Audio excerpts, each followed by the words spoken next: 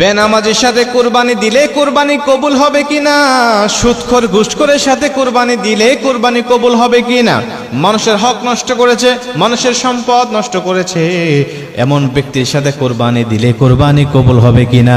কুরবানির সময় আসলে এমন প্রশ্ন কিন্তু আমাদেরকে খুবই করা হয়, হুজুর অমুক ব্যক্তি তো নামাজ পড়ে না, ওর সাথে কুরবানি চলবে কি চলবে না, অমুক ব্যক্তি সে মানুষকে কষ্ট দিয়েছে, অমুক ব্যক্তি তার আত্মীয় স্বজনকে কষ্ট দিয়েছে, অমুক ব্যক্তি তার সন্তানের হক ফাঁকি দিয়েছে, অমুক ব্যক্তি তার বোনের হক ফাঁকি দিয়েছে, এমন ব্যক্তির সাথে কুরবানি আমার হবে কিনা, কুরবানি দিলে কুরবানি কবুল হবে কিনা, এমন প্রশ্ন কুরবানির সময় আসলে আমাদের মাঝে করা হয়। এই মুসলমান বন্ধু আমার, খুব মনোযোগ দিয়ে কথাগুলো শুনে নেবেন।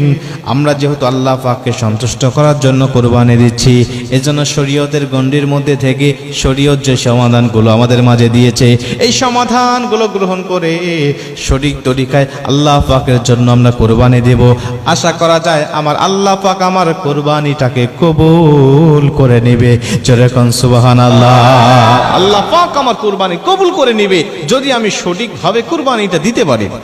এখন প্রশ্ন হলো, হুজুর এই বেনামাজি এই সুদখোর ঘুষখোরের সাথে কুরবানি দিলে কুরবানি হবে কিনা, এর সমাধানটা আমরা চাই। প্রিয় ভাইরা আমার, যদি ব্যক্তি এমন হয় যে সে নামাজ পড়ে না এবং ভবিষ্যতেও পড়বে না, এমনও ব্যক্তি আছে সে সরাসরি নামাজকে অস্বীকার করে, কয় নামাজ না পড়লে কি হবে, আমার ঈমান ঠিক আছে, নামাজ যে পড়ে না এর জন্য তার অনুতপ্ত নাই।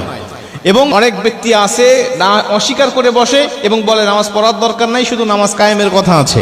এমন ব্যক্তি যদি হয় তাহলে স্পষ্ট তার সাথে কুরবানি দিবেন না, কুরবানি হবে না। কারণ সে স্পষ্ট শরীয়ত অস্বীকার করেছে, স্পষ্ট ফরজ বিধানগুলোকে সে লঙ্ঘন করেছে। অনেক মুফাসসিরদের মত অনুযায়ী সে আর মুসলমান নাই, সে কুফরি করেছে, সে কাফের হয়ে গেছে। এমন ওনার সাথে কুরবানি আপনার হবে না। কিন্তু যদি এমন হয় যে সে ব্যক্তি মাঝে মাঝে নামাজ পড়ে, মাঝে মাঝে পড়ে না, কিন্তু সে পড়ে না বলে তার মধ্যে অনুতপ্ততা আছে, তার মধ্যে ভয় আছে যে আরে আমি গুনাহগার হচ্ছি, আমি নামাজ পড়তেছি না, এমন ব্যক্তির সাথেও আপনি কোরবানি প্রথমে দিবেন না। আপনি চিন্তা করবেন সর্বপ্রথম একাকী কোরবানি দেওয়ার জন্য, কোরবানির একাকী দেওয়ার জন্য আপনি চেষ্টা করবেন। যদি না থাকে তাহলে ভাগে যদি দিতে হয়, তাহলে আপনি দেখবেন যারা নামাজ কালাম পড়ে, যারা ইসলামের গণ্ডির মধ্যে থাকে, এমন ব্যক্তিকে খুঁজে বের করা, এদের সাথে আপনি কোরবানি দেওয়ার চেষ্টা করবেন। এদেরকেও যদি আপনি না পান তাহলে ওই সমস্ত ব্যক্তিদেরকে আপনি ইসলামের দাওয়াত দিয়ে তারপরে আপনি তার সাথে কোরবানি দিতে পারেন। আপনি তাকে বলতে পারেন, ভাই দেখো আল্লাহ তো কোরবানি আমাদের উপরে ওয়াজিব করেছেন, নামাজও আমার জন্য ফরজ করেছেন, তুমি নামাজ পড়ো না কিন্তু কোরবানি দিচ্ছ, হয়তোবা তুমি আল্লাহ পাককে সন্তুষ্ট করার জন্য যদি কোরবানি দিতে তাহলে অবশ্যই আল্লাহকে সন্তুষ্ট করার জন্য তুমি নামাজও পড়তে। কারণ আমাদের সমাজে এমনও ব্যক্তি আছে কোরবানির ঈদের দিন সকালবেলা ফজরের নামাজ পড়ে না। তাহলে তার মধ্যে যদি আল্লাহর ভয় থাকতো তাহলে অবশ্যই সে ফজরের নামাজটা পড়ে আল্লাহকে সন্তুষ্ট করতো।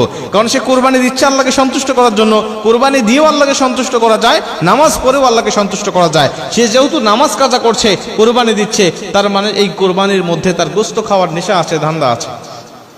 এই জন্য আপনি তাকে বোঝাবেন, দেখো আল্লাহকে সন্তুষ্ট করার জন্য অবশ্যই নামাজ আমাদের জন্য ফরজ, নামাজটা পালন করতে হবে।